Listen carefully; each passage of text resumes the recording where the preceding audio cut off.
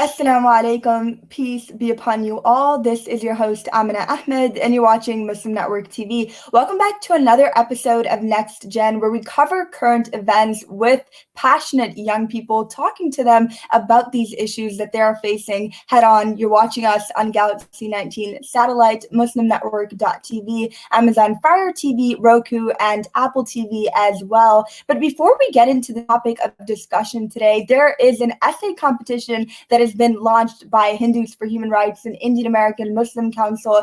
It's there to coincide with the 56th anniversary virtual commemoration of the 1965 Bloody Sunday in Salem. And this is a competition where South Asians are going to be writing about civil rights and their identity. It is super, super cool. There's a $1,000 prize for the first place winner and $500 for the second place winner. And it's for South Asians across the globe. You just have to be from grade 6 to grade 12. So to all of our young people watching, make sure to participate in that. An amazing, amazing opportunity. And back to the topic of discussion today about South Asians and civil rights, as well as the racism in our own community. We have with us Linda Cheriyan, who's passionate about women's rights and racial justice. She's a core member of BLM Greater New York. Linda, thank you so much for being with us here today. Thank you so much for having me today.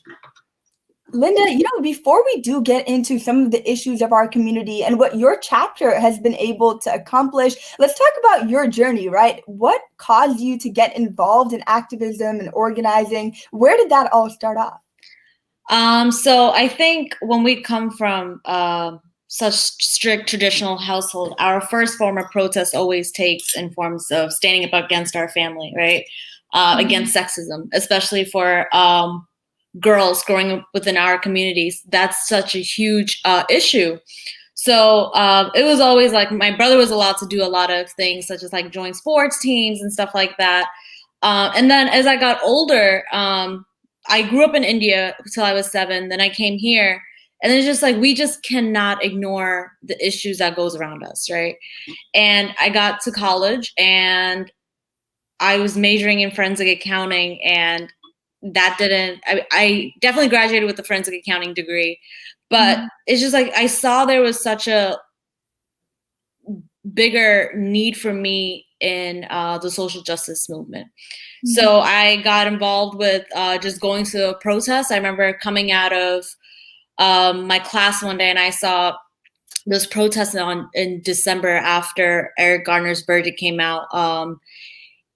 And it was, I didn't know personally about Black Lives Matter, like the whole, the meaning behind it and everything. Because again, like this is not something that we talk about within our community. And also like we idolize cops a lot, So, and I have members that are part of the law enforcement within my family. So I grew up with that idea that, they're good people. So then it was just like, okay, like I started taking gender studies courses. I started taking a lot of classes about racial history and all that, racial justice. So that was my first foot into the door within the social justice movement. And then after I graduated, when I was job hunting, I felt like nothing was going the way that I wanted to. And I always think it's always for a reason. So then I bumped into I kept in touch with our chairman for Black Lives Matter Greater New York, and I just joined Black Lives Matter after that, and I've been with the team for almost 2 years now. Wow, yeah. Amazing.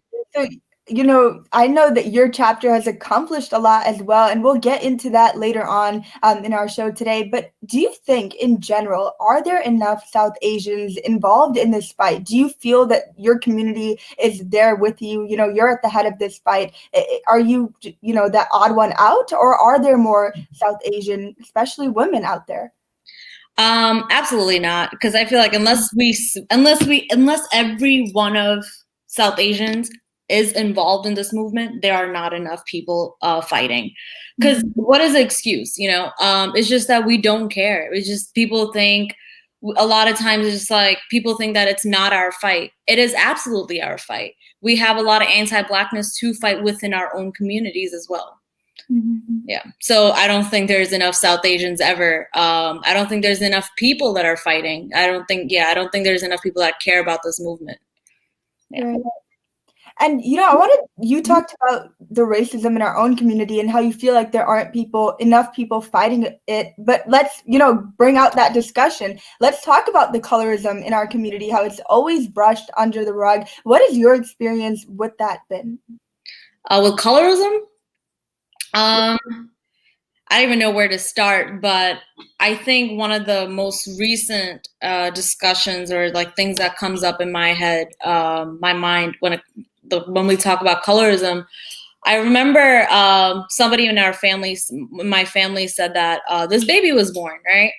And our first thing like is always, oh, is it a girl or a boy? Because there's sexism over there in that conversation. Then the conversation is like always, is the baby light or dark? It's just like, why does it matter if the baby is light or dark? It's just like, is the baby fully able-bodied, So that's like, Indians care so much, like South Asians care so much about the color of your skin, and being darker is just like supposed to be of this lower caste, or it's just like they love and idolize white people so much. But what we don't realize is that we all have the same oppressor, right? Which is the white man. And just colonization is just like, it just runs so deep into our roots, and it's just like we haven't been able to cut ties with that, because we still uphold a lot of white supremacy, and we have this model minority complex, right? We tell ourselves that's what we are. So I was reading this thing. It said white silence equals violence, right? And I think it goes for South Asians too. Why aren't we speaking out against this? And it's just, there's like Fair and Lovely, like Fair and Lovely industry within our country, and there's like all the celebrities that are speaking out against, like posting the black square, hashtagging Black Lives Matter, but they're still campaigning for Fair and Lovely and all these bleaching creams. So I think there's just like so much to unpack when we talk about colorism within our community, for sure. Yeah, and you spoke about the effects of colonization, and you reminded me of what one of my mentors actually told me once, that, they colonized our lands and they left, but then they also colonized our minds, and we haven't been able to free ourselves from those shackles. And throughout what you say, right, where we have the elite in India, in our community, promoting these type of negativities, right, where colorism is such a big issue in India and in the brown community, the diaspora brown community as well.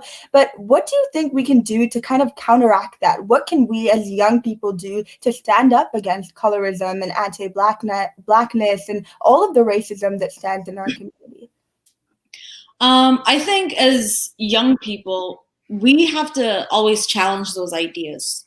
And I think when we, like, growing up, at least I know I can speak this for myself, I wasn't allowed to talk a lot about Black issues or any political issues, because one, being women, like, we're not supposed to have political views. That was one. And two, it was just like, to talk about Black people, it's always been like viewed as a taboo, right? And just like supporting anything related with Black Lives Matter, it was just like, at least I know, like, for myself, it's just like, oh, you just want to be like them, or like, but we are all people at the end of the day. So I think another, so I always use this tactic. So we have this chant that goes along, like, when they say get back, we say, when they say get back, we say fight back.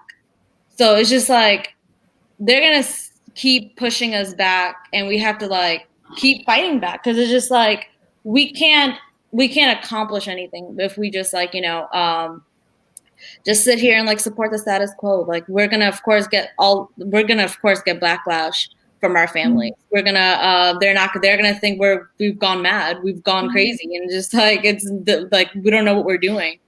But at the end of the day, this is all of our issue. And, you talked about your community, how they might not necessarily be supportive of what you do, your family as well, how you have a lot of law enforcement in your family. Tell us more about that response. I'm so curious to know, what you've been dealing with.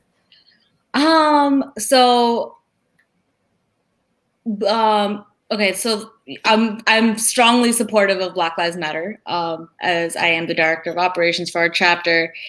But we also have Blue Lives Matter, which is like, we don't know what that is, because like blue is not a color. It's, you choose to put on this uniform every day when you sign this contract to for this job. This is just a job at the end of the day. And when they say Blue Lives Matter, they are literally saying Black lives don't, and it's been an interesting experience, because it's just like, you have to, when I'm doing the work in the street, trying to accomplish our goals and getting laws passed and everything, it's just like, I have to actively have these conversations at home too, with my family, because it's just like, I have to teach them as well, like, what is it to be, we have to be, how to be anti-Black, when I went to Minnesota after George Floyd's murder, my family acted like I was going to a war zone, right? And it's like, it's always interesting, because we saw the Capitol terrorist attack recently, and it's their reaction to that. I wish it was something close to what I have seen experience when it came to Black Lives Matter uprising and protests. So it's just been very, it's been interesting. I think we have accomplished a lot within that part, but there's such a long way to go. That's so interesting that you say that their reaction was different to, what I would call domestic terrorism, the Capitol, versus people just fighting for their basic rights, right? Just to live. That is really interesting. And it shows us how we view people who are Black and people who are white doing the same crime, or even crimes worse, in a different way based on the color of their skin. But Linda, I want to talk to you about the accomplishments that your chapter has made, and we will speak about that right after our short break. You're watching us here on Galaxy 19 Satellite, MuslimNetwork.tv, Amazon Fire TV, Roku, and Apple TV as well. We'll be right back.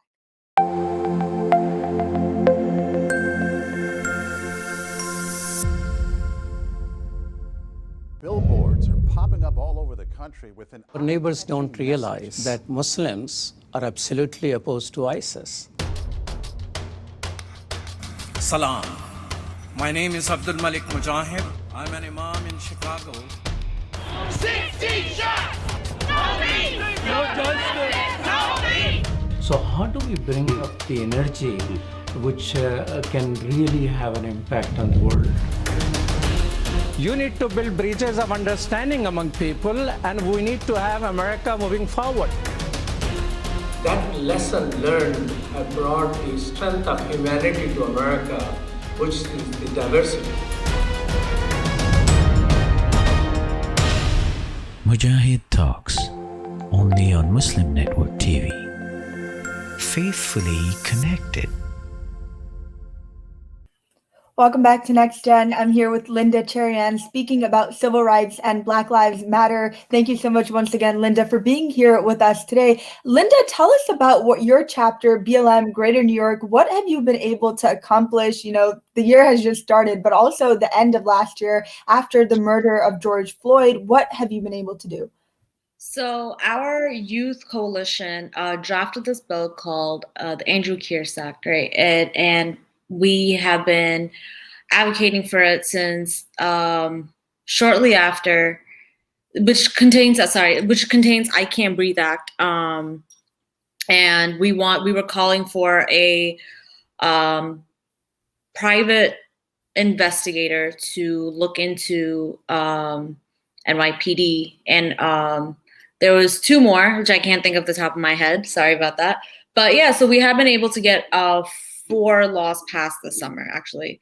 And to be honest,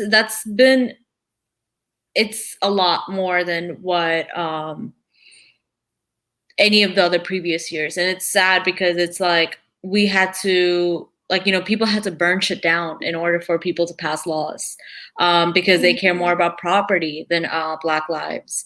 So I think it's been a great year so far as like getting laws passed, and we still have a whole bunch of things that we need to get passed. So if you head over to our website on Black Lives Matter Greater New York, we have this thing called the Black Act, which we drafted, and you can take a look at all the future laws that we are working on passing too. Yeah, and that's awesome, right? You've been able to accomplish all of that so far, and that you have things in motion right now for this, for the upcoming, months as well. But how has COVID-19 impacted your work? Do you feel like it has been a setback in any way? So for the first month when we went into quarantine, we were all just kind of like, shit, we're people that are always on the ground. How are we going to be quarantined? People need us. Just because there's a pandemic doesn't mean that injustice goes away, right? Yeah. So I was actually campaigning for our co-founder, who was actually running for Congress during March of last year, and we created this People's Food Program, and we had volunteers who would actually sit and call around people, and actually, like, the word traveled really fast. So people would start calling us on our phone and be like, they would tell us they need groceries, and it was so sad because I remember there's one particular call. This family called and mentioned how they didn't have milk for their 2-year-old. And this is like something that, as somebody who comes from some form of privilege, like, I never have to think about like, oh, what I'm gonna miss the next meal, or like I have to like, I can't even have that thought. So it was just like, and there was like so many different stories like that. So we went into full work mode a month after. We went to Minneapolis after, and we have been working. It's nice to hear that, because of this pandemic, you guys haven't slowed down, but it seems that you've been able to put your energy through all of these different things, not just these laws, but helping people on the ground who may be suffering as a result of the pandemic. But we also talked about how South Asians aren't extremely involved in this fight. You seem to be an exception from the many South Asian youth. But what do you think is the reason for that? Why do you think they're so hesitant? Because I'm sure they're witnessing, like you and I, the racism in our community. So why are they not on the front lines? Because I think with a lot of people that I've spoken to, right, they always think, like, they think that they lost hope, or they think that their voice don't matter. And it's just like, but also a lot of people don't care enough, right? So it's just like, to me, it's just like, if you cared enough to do, you would want to do something. Because it's just like, this is like a very strange example, but like, if we're hungry, right, we're not gonna just like sit around and be like, oh, like whatever happens will happen. We're obviously going to work towards fixing that. Mm-hmm. So if something is as important to us, we will definitely take that next step to do whatever we can to fight against anti-Blackness that we have within our communities as well, and that starts with the conversation. Like, we don't always, like, protesting isn't for everybody, right?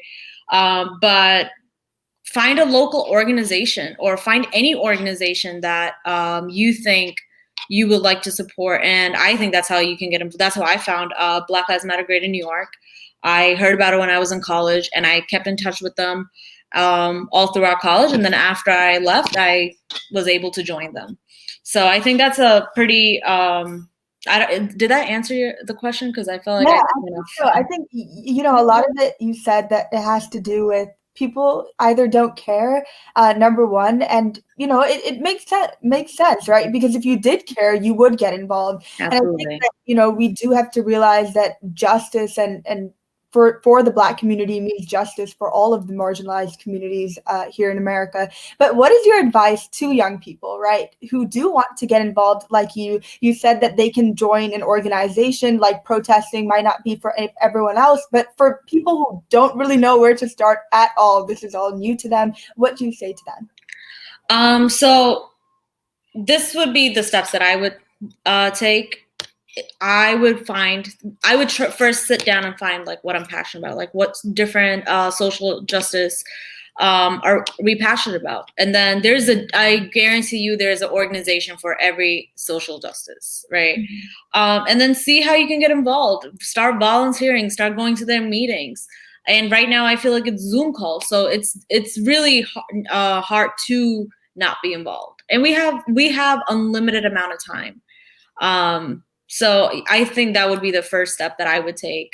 And it's okay to be the black sheep of the family, because I feel like we get shit done that way. I totally agree with you, Linda. Thank you so much for being here with us today on NextGen. Thank you for doing the work that you do and for being that black sheep.